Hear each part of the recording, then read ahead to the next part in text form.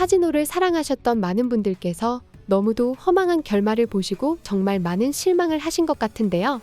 너무나도 충격적인 결말이라 아직까지도 충격이 가시지 않는 느낌입니다. 하지만 그 중에서도 존의 행동만큼은 정말 매력적이라는 생각이 드는데요. 차무식은 존이 자기를 잡아서 빅보스한테 데려가는 건 줄 알고 처음부터 존을 따돌리고 달아났습니다. 하지만 마지막 결말을 보면 존이 차무식을 잡으러 왔던 건 끝까지 의리를 지키기 위해서라고 해석할 수 있을 것 같다는 생각이 들었는데요.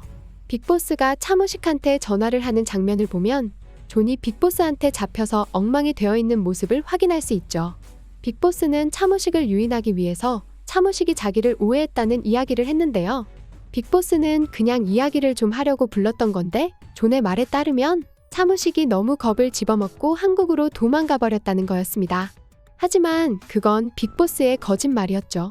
존은 빅보스한테 잡혀서 상당히 얻어맞은 느낌이었고 결국 빅보스의 명령에 따라 차무식을 빅보스한테 잡아오는 임무를 맡게 된 것 같았는데요.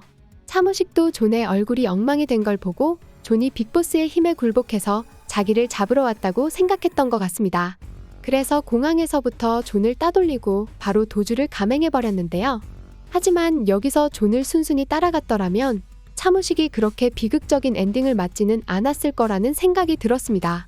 공항에 다른 부하들도 있었던 상황이라서 존이 빅보스의 명령을 받아서 차무식을 잡으러 온 건 맞지만 실제로 차무식을 죽음으로 내몰 생각은 아니었던 것 같다는 생각이 들었는데요. 차무식이 도망간 이후로 존은 차무식을 계속해서 찾고 있었습니다. 그러다가 오승훈의 뒤를 밟아 차무식의 은신처로 오게 된 거였는데요.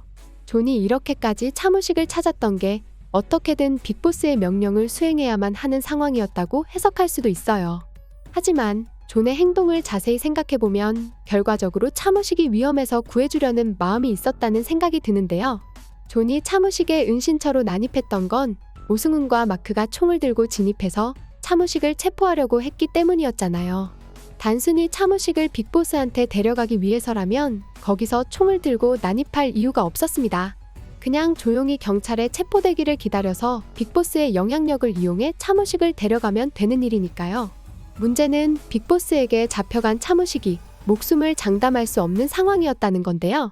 존의 입장에서 보면 차무식이 해피엔딩을 막기 위해서는 오승훈한테 잡혀도 안 되고 빅보스한테 잡혀도 안 되는 상황이었던 거죠.